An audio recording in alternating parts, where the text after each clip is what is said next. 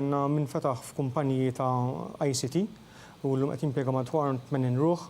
Għandna persuna oħra li naf li qed jiftaħ bħalissa fabbrika, qed jibni fabbrika biex jiftaħ fabbrika fuq home decor u Malta. Għandna ieħor kummerċjal ltqajt miegħu l-ġimgħa li għaddiet qiegħed fil-proċess biex jiftaħ fabbrika tal-farmaceutika.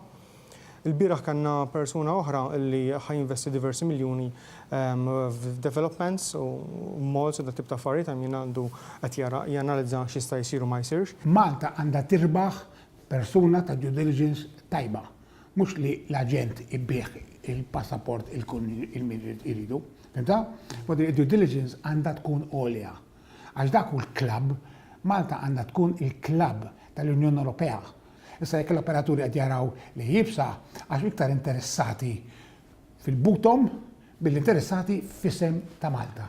U għalija l-isem ta' Malta huwa l-aqwa għax hemm huwa jibqa' jekk nieħdu isem ħażin ikonna ħafna żmien biex narġgħu nikkooperaw.